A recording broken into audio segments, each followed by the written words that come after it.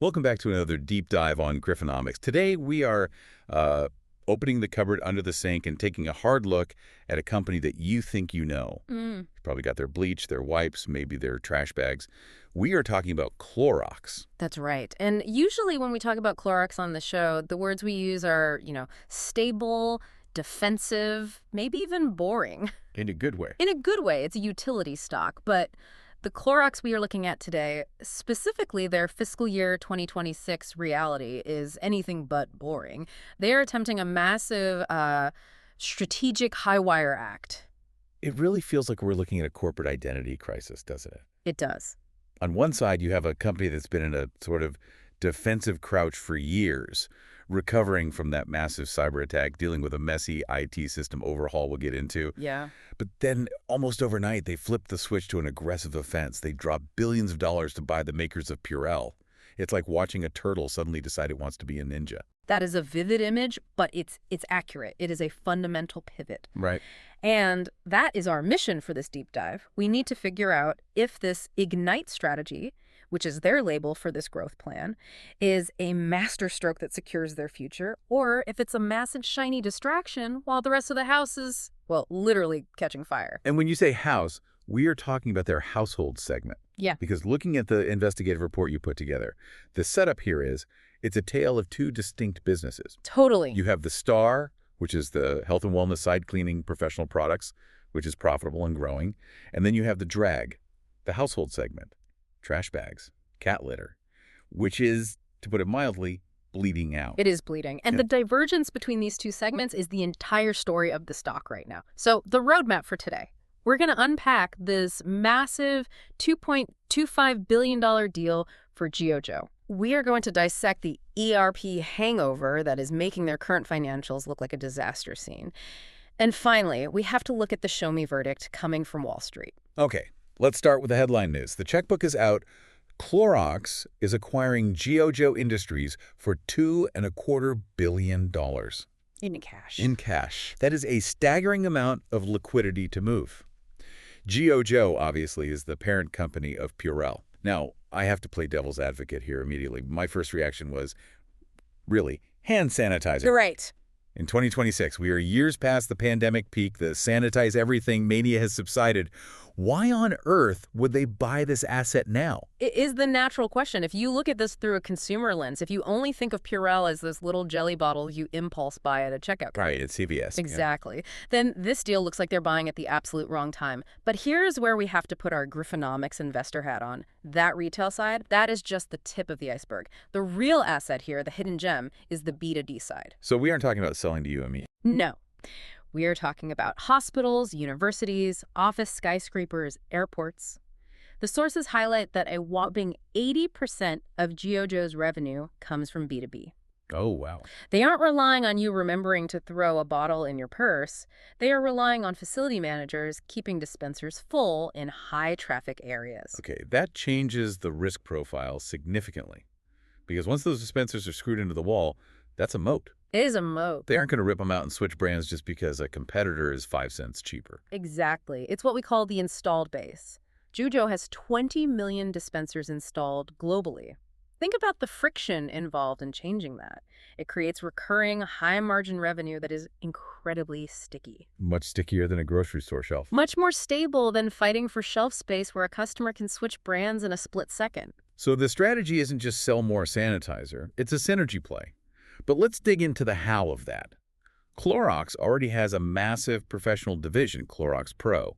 How does adding Purell actually help them sell more bleach? It's all about the cost of customer acquisition, or CAC. Right now, Clorox has a sales rep walking into a hospital network trying to sell surface disinfectants, bleach wipes, sprays. That rep is already having the meeting. By adding Purell to the bag, the marginal cost to sell that hand sanitizer is near zero. They're already in the room. They are in the room. And more importantly, hospital administrators want vendor consolidation. They don't want 50 invoices from 50 different hygiene companies. They want one invoice. A single source. A single source. Clorox can now go to that admin and say, we own the surfaces with Clorox Pro and we own the hands with Purell. We are your total hygiene solution. It simplifies the supply chain for the buyer, and it locks them into the Clorox ecosystem. That makes total sense for the B2B side. But I did see a stat in the deck regarding the consumer side that I found baffling. Purell is the absolute dominant brand. It's like Kleenex. It is. Yet the report says it only has 14% household penetration. How is that possible? It is surprisingly low, right? Clorox calls this the Purell paradox. You have to remember, the previous ownership was a private family business. They were excellent at B2B engineering, but they weren't a consumer packaged goods giant. They didn't have the retail game down. They had a limited focus on retail expansion. And Clorox is a retail beast. Clorox is a machine. They have the distribution muscle to force Purell into every grocery store, convenience store, and dollar store in the country. They see that 14% not as a failure, but as massive, low-hanging fruit. So they think they can just plug it into their system. They believe they can simply plug Purell into the Clorox retail network and double that number. Okay, so that's the star side of the business. The health and wellness segment is profitable, and they just strapped a $2 billion rocket booster to it. But now we have to talk about the drag.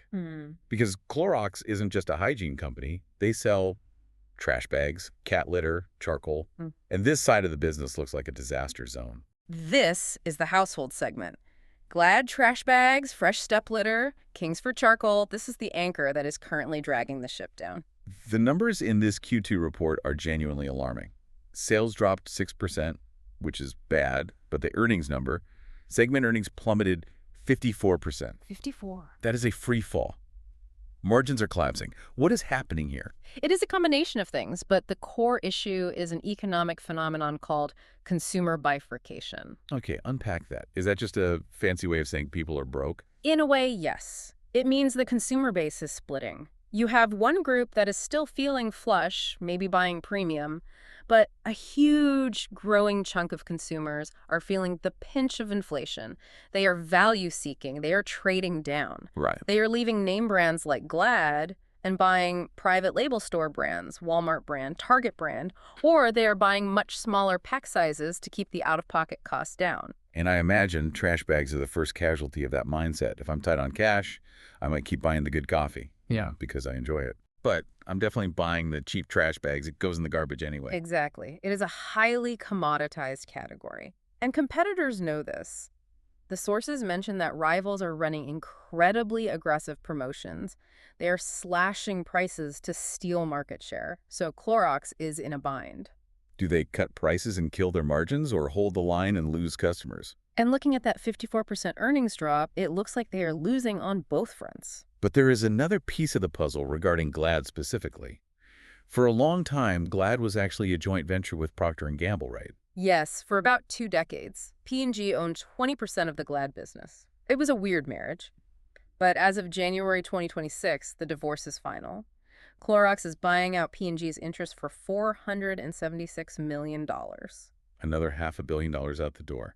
Is it actually a good thing, considering the business is struggling so much? Long term, it's vital. It is what they call a margin unlock. Think of it like this. For 20 years, Clorox has been renting out a room in their own house to P&G. They had to pay royalties rent every single month. By paying that $476 million lump sum, they now own the house outright. They live rent-free. So the monthly payments stop. Correct. The sources say this adds a structural 50 basis point benefit to gross margins in the second half of the fiscal year. So even though sales are down, they get to keep a bigger slice of every dollar they do make. It helps stop the bleeding. Okay, so we have the shiny new acquisition and we have the struggling trash business. But if you look at the fiscal year 2026 outlook overall, the numbers look confusing. Net sales expected to decline 6 to 10%. Adjusted EPS expected to drop nearly 20%. Yeah. If I'm an investor, I'm looking at that and panicking. But management is saying, no, wait, it's just a hangover. The ERP hangover. This is crucial to understand because if you don't, the company looks like it's dying, but it's actually a technical distortion. I feel like we need to go deep here. Yeah. ERP is one of those acronyms, Enterprise Resource Planning, that makes people's eyes glaze over. But management is blaming a huge chunk of their losses on this. Is it a valid excuse or is it a smokescreen? It is a valid mathematical excuse. Let's break down the mechanics. Clorox just finished a massive overhaul of their central nervous system ordering, shipping, invoicing. It's called the digital core. Okay. Before they switched this new system on, they went to retailers like Walmart and Costco and said, hey, we might have some glitches during the switch next month. You should stock up now so you don't run out. And the retailers listened. They panic bought. They bought massive amounts of inventory last year. This is essentially accidental channel stuffing. They shifted sales from this year into last year. Because they borrowed from the future. Exactly. They created a massive inventory build last year. Now we are in the future. Retailers are sitting on that stock. Their warehouses are full. So for the first quarter of this year, they didn't order anything. Clorox is lapping that artificial spike. So when we see sales down 10%, it's not necessarily because consumers stopped buying Clorox wipes. It's because Walmart didn't need to order any new ones yet. Precisely. The CFO explicitly stated that this ERP issue accounts for a 7.5 percentage point headwind to sales. And here is the kicker. It's a 90-cent hit to earnings per share. That is massive. It is. And it's not just lost sales. It's fixed cost absorption. Clorox has factories designed to run 24/7. If you stop shipping product because the retailers are full, those factories slow down. But you still have to pay for the lights, the machinery, the staff. That unabsorbed cost eats directly into profit. So the argument is, this is a one-time pain, the system is live, the inventory is normalizing. Yes. The implementation was completed in January 2026. It was painful, extremely painful, but they claim it is done. And despite all this noise, there is a nugget of gold. Gross margins have been rebuilt to 43.2%. Which is back to where they want to be. Right. Through pricing actions and cost savings, they have fixed the margin structure. Now they just need the volume to come back. Which brings us back to the problem in the household segment. We established that trash bags and litter are losing customers because people are broke. You said Clorox doesn't want to race to the bottom on price, so if they aren't going to be cheaper, what is the plan? The plan is what they call the innovation supercycle. That sounds like pure marketing speak. It definitely is, but it's their primary defense. Their theory is, in a value-seeking economy, if you can't be the cheapest, you have to be undeniably better. You have to justify the premium price by solving a problem the cheap bags can't solve. I have to push back on this. If a consumer is struggling to buy eggs and milk, are they really going to care about a slightly better trash bag? Isn't good enough the enemy here? That is the risk. But Clorox is betting on specific pain points. Take the headline, Innovation, Glad Force Flex Max Strength with Leak Guard. A mouthful. It is. But the claim is a liquid-locking, super absorbent bottom layer. So it absorbs the trash juice. Yes. They are betting that consumers hate trash juice enough, that visceral disgust of a leaking bag, that they will pay extra to avoid it, even when money is tight. They are trying to make the cheap bag feel risky. Don't risk a mess, by Glad. It's fear-based marketing. Exactly. And then there is Clorox Pure. This is a new line of spray specifically for neutralizing allergens. Not just cleaning dirt, but removing dander and pollen. They are trying to create a new usage occasion. Get you to use it in new places. They want you to spray your curtains and upholstery, not just your counters. And the litter. A massive relaunch of Fresh Step, new packaging, new formulas. They are trying to claw back share from the cheaper brands by proving their product controls odor significantly better. It's the same playbook. You can buy the cheap stuff, but your house will smell. Is it worth it? It's a bold strategy for a recessionary environment. But all of this, the innovation, the P&G buyout, and especially the GOJO deal, this all costs a fortune. Let's talk about the company's credit card bill. It is steep. To fund the GOJO deal, Clorox is leveraging up significantly. Net debt is hitting about 3.6 times EBITDA. For our listeners who don't stare at balance sheets all day, put 3.6x in context. Is that yellow alert or red alert? It's definitely orange alert. For a consumer staple company like Clorox, the comfort zone is usually around 2 to 2.5 times. Hitting 3.6 is aggressive. It puts them in a bit of a debt straitjacket. What does that mean for their freedom to operate? It means the shopping spree is over. They have suspended share repurchases entirely. They used to buy back stock to boost EPS. That is gone. Every spare dollar of free cash flow now has to go to paying down that debt. They have a target to get back to 2.5x by late 2027. A 2-year grind. It's a 2-year grind of just paying off the credit card. But what about the dividend? Clorox is a dividend aristocrat. They've paid increased dividends for over 50 years. A lot of people hold this stock specifically for that safe 3% yield. Is that at risk? Management knows that the dividend is sacred. If they cut the dividend, the stock would absolutely crater because the yield investors would flee. So they have committed to maintaining it. But it means the margin for error is razor thin. They have to pay the debt and the dividend from cash flow. If cash flow stumbles, things get tight. And speaking of stumbling, there was a small but nagging detail in the report about a fine regarding Pine Sol. Yes, a $14.15 million penalty paid to the Consumer Product Safety Commission. What was the infraction? It was regarding a delay in reporting a bacteria contamination issue in Pine Sol a while back. Basically, they found a problem, and they didn't wave the red flag fast enough for the regulators' liking. $14 million isn't going to bankrupt a company of this size, but it feels symptomatic. It is a reputational hit, and more importantly, it's a warning sign about internal controls. Yeah. When you are doing a massive IT overhaul, buying a $2 billion company, and fighting a price war in trash bags, your management attention is stretched thin. Things slip through the cracks. This fine is a reminder that they cannot take their eye off the basics. So let's pull this all together. We have the Star Health and Wellness division getting bigger and stickier with GOJO. We have the Drag Household division hoping for an innovation rescue. We have a messy financial year due to the ERP hangover.